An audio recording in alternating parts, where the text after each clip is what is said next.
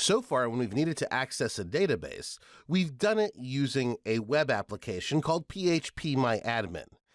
This video is brought to you by OppiePie's Academy.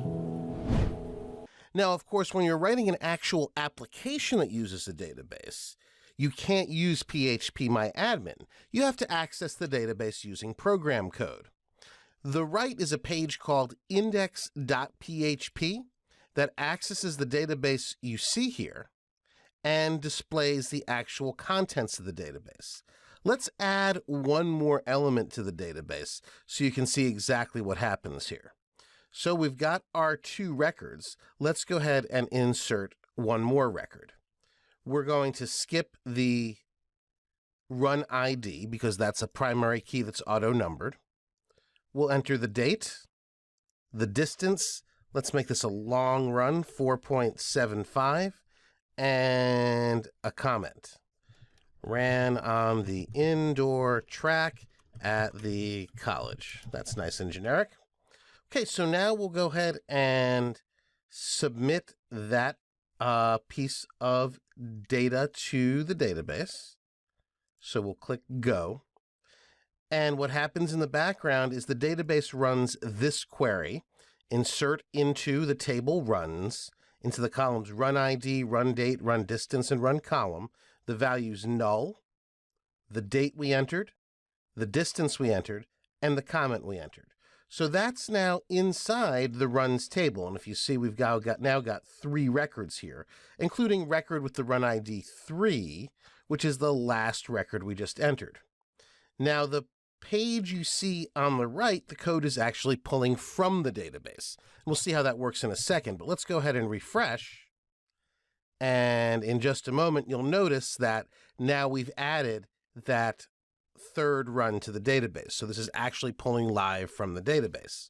So I'm sure you're wondering, okay, so what does the code look like that does this? So first off, here's the code. But I want to look at something else first. And that's that this file is a PHP file. So you see it's index.php. And as a reminder, it's stored inside of my WAMP64 folder, in the www folder, and in another folder called runner.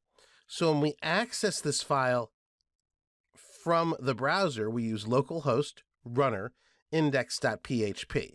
And of course, we do that with our actual WAMP server application running. Okay, so now we can take a look at the code. There's actually two code files here. There's dbconnect.php and index.php. So the first thing we do is connect to the database. I do that before we even get into the HTML. So we have a PHP header and include to include the file dbconnect.php. That's this file. So this will run next. So we set up my server name, my username, a password, which is blank, because remember, this isn't set up for production, just set up for testing. In the real world, of course, we'd want a real username and password, and the database name. And you remember, that's the name of the actual database here that we set up in the last video. So we need the name of that database. Now, we're going to make the connection to the server.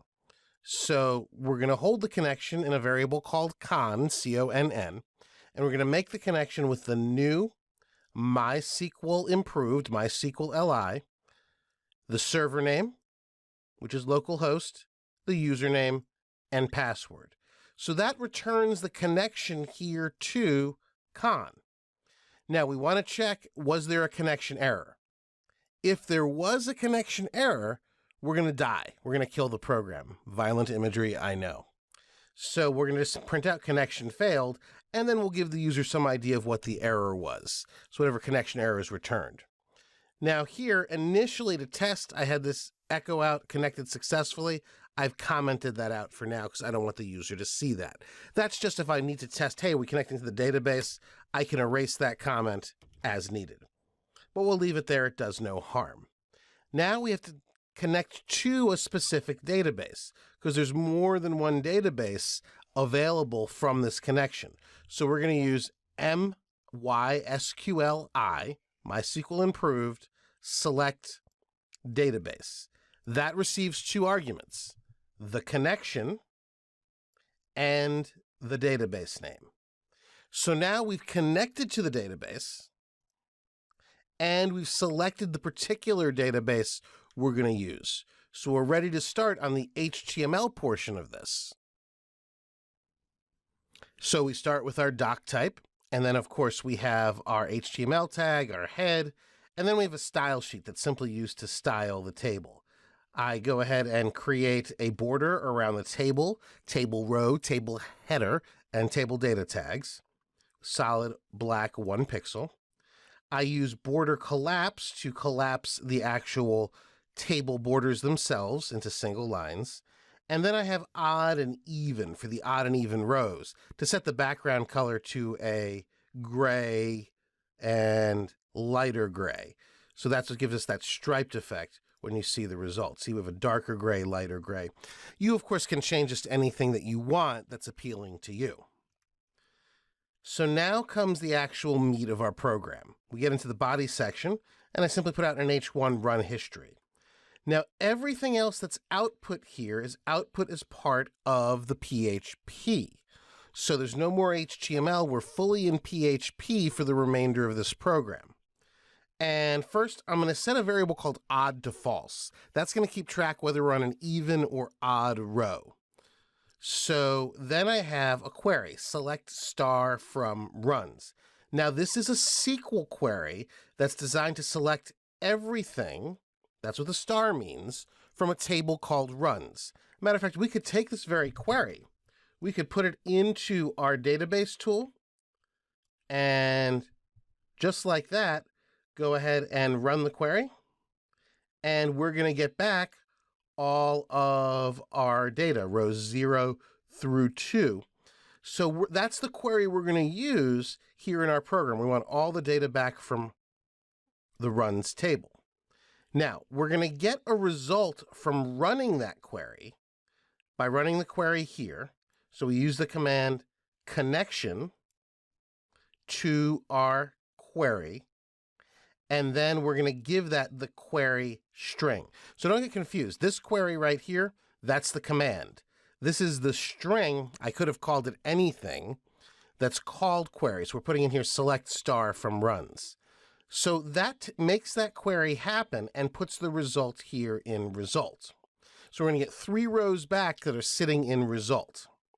And now I'm creating a variable called out, which will create the table output. So it's got the table, and it's got the row with our table labels, date, distance, and notes. So that's what's producing this row right here, date, distance, and notes. So that's being added to or appended to the out variable. So now remember that all of our data is here in result.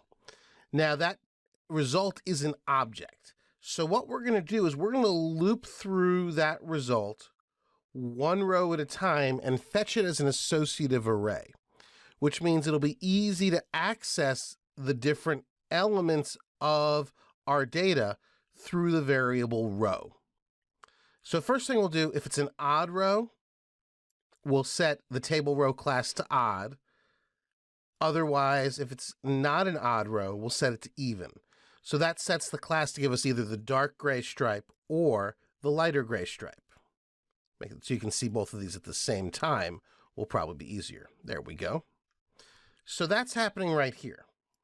Then we create our first table data tag, and we add to the out variable row run date. Now that should sound familiar because run date is the field in our database right here. There's run date. Then we're going to close the table data cell. So it gives us this cell right here. Here's the run date. And next we want the distance. We're going to get that from row, then the hard brackets, run distance. Also from right here, from the structure of our table. Finally, we'll close our table data cell, open the next table data cell, and we'll get row, run comment, which is the third label. And then we close our table data, our table row. Last thing we do before we loop back through to the next row is we set our odd variable. If it's true, this will set it to false. If it's false, it'll set it to true. So essentially we reverse it. So the next time through, this tests differently, giving us either the lighter gray or the darker gray.